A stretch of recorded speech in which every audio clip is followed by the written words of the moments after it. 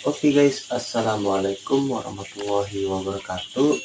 Perkenalkan, nama saya Aryan Sunarno Kumawinato, Presiden Pengendalian. Di sini NIM saya itu 2001070038, kelas 3C semester 3, Fakultas Keguruan dan Ilmu Pendidikan.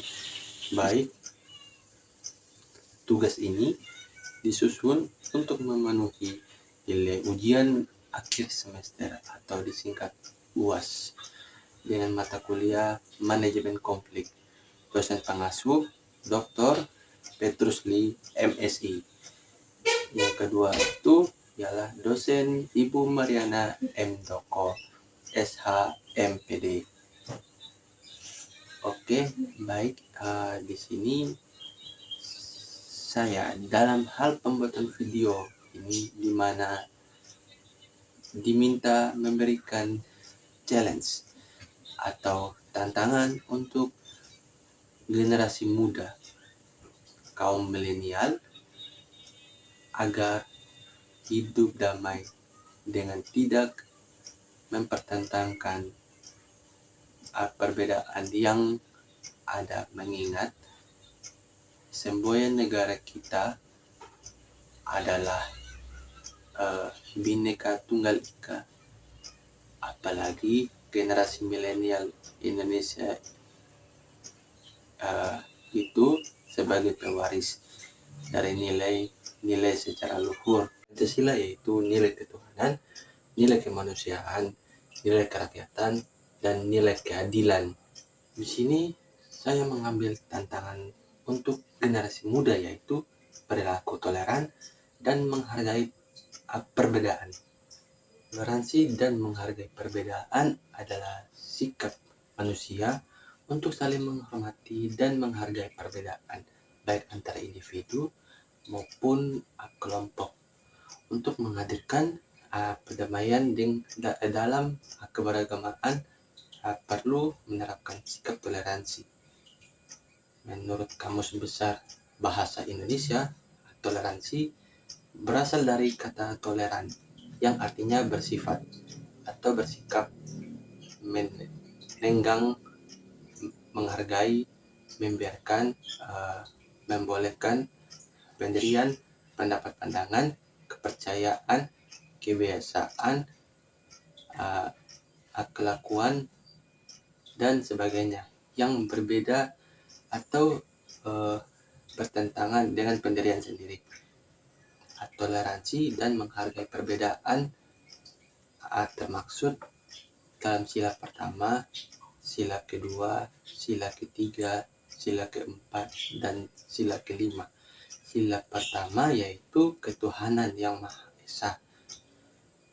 Dalam bentuk keberagamaan di Indonesia, kita harus menghargai setiap perbedaan agama yang ada. Jika kita tidak menghargai, maka akan tidak terbentuknya toleran. Dari sini saya mengajak Bapak Ibu untuk menghargai agar terbentuknya toleransi. Dalam sila kedua ini adalah kemanusiaan yang adil dan beradab. Dalam sila ini maksudnya mengakui persamaan derajat, persamaan hak, dan kewajiban asasi manusia atau HAM di setiap manusia, tanpa membeda-bedakan suku, keturunan, agama, kepercayaan, jenis kelamin, kedudukan sosial, warna kulit, dan sebagainya. Dalam sila ketiga yaitu next, Persatuan Indonesia. Maksudnya dari sila ini ialah bersatu, berbangsa, beragam suku, bahasa, maupun adat istiadat. Tanpa dalam toleransi ini juga, maka Persatuan Indonesia tidak ada. Oleh karena itu, saya mengajak Bapak, Ibu, Saudara sekalian untuk menghargai dan toleransi agar Persatuan Indonesia sangat kuat dalam sila ketiga ini. Berikut sila keempat, kerakyatan yang dipimpin oleh hikmat kebijaksanaan dalam permusyawaratan perwakilan. Dalam sila kali ini ialah saya mengutamakan musyawarah dalam mengambil sebuah keputusan bersama. Dalam sila ini juga pastinya ada toleransi dan menghargai setiap pendapat dari masyarakat untuk mencapai tujuan bersama. Oleh karena itu, saya mengajak Bapak Ibu sekalian yang saya cintai, ayolah kita saling menghargai dan toleransi dari setiap yang ada. Yang berikut ialah yang terakhir, sila kelima, keadilan sosial bagi seluruh rakyat Indonesia.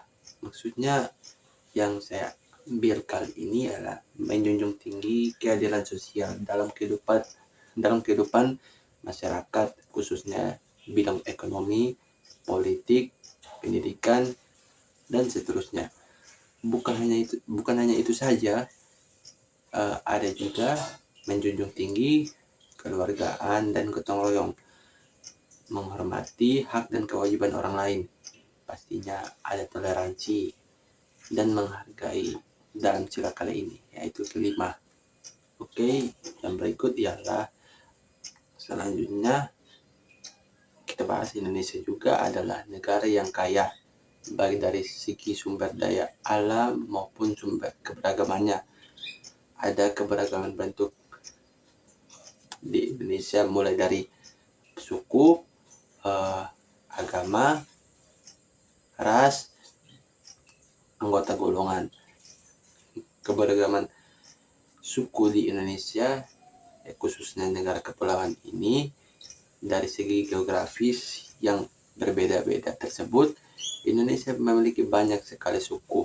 Dari geografis yang berbeda-beda tersebut, Indonesia memiliki banyak sekali suku-suku atau bangsa yang disebut juga etnik. Dapat diartikan sebagai pengelompokan atau penggolongan orang-orang yang memiliki satu keturunan. Selain itu, kelompok suku-suku bangsa ditandai dengan adanya kebersamaan budaya, bahasa, agama, perilaku, atau ciri-ciri biologis yang dimiliki. Setiap suku bangsa mempunyai ciri atau karakter tersendiri, baik dalam aspek sosial maupun budaya.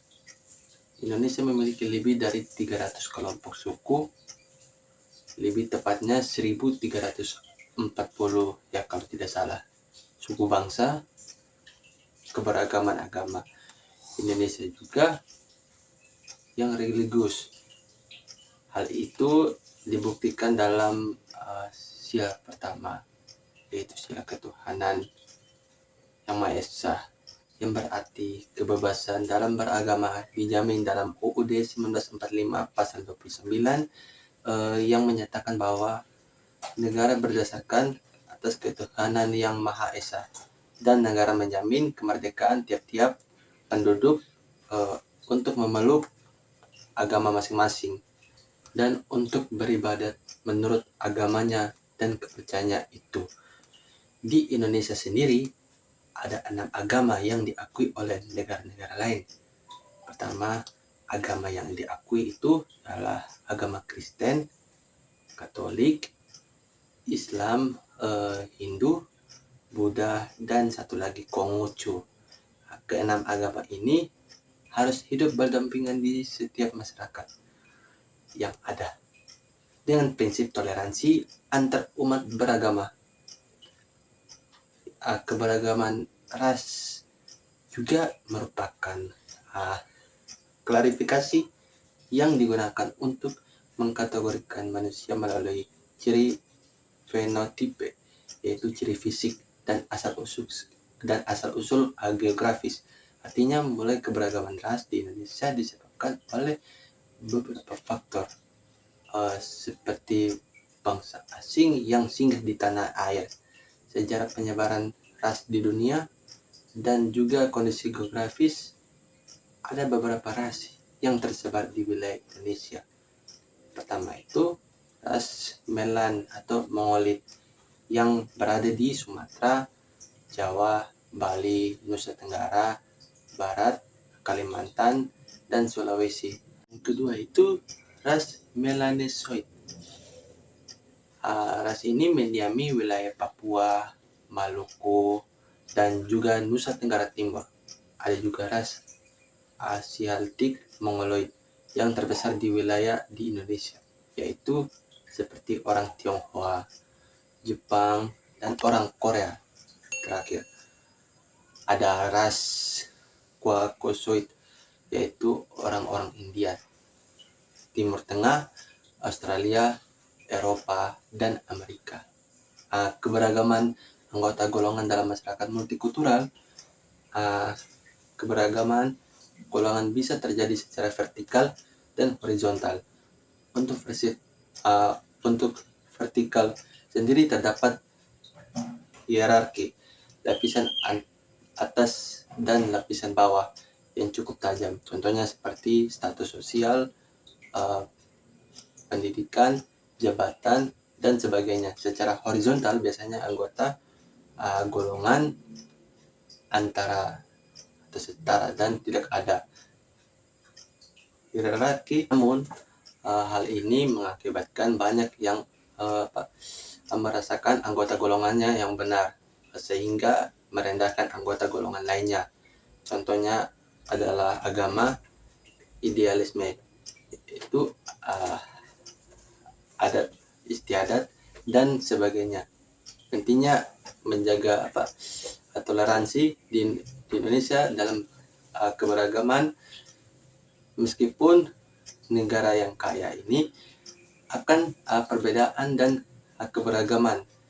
Hal tersebut membuat Indonesia rentan terpecah belah akibat perbedaan yang ada. Perpecahan ini disebabkan masyarakat yang bisa memicu konflik yang menimbulkan kerugian banyak pihak. Oleh karenanya diperlukan sifat toleran dan juga renggang rasa terhadap perbedaan dan kemajemukan di masyarakat. Sifat toleransi harus ditanamkan sejak dini supaya bisa menerima perbedaan yang ada.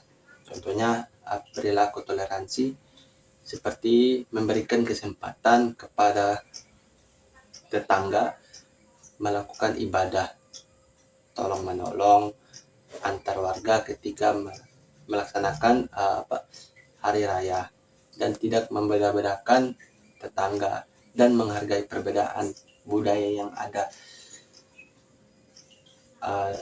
Sikap dan perilaku toleransi terhadap keberagaman masyarakat juga merupakan kunci untuk meningkatkan persatuan dan kesatuan, serta mencegah proses perpecahan masyarakat berbangsa dan bernegara Indonesia.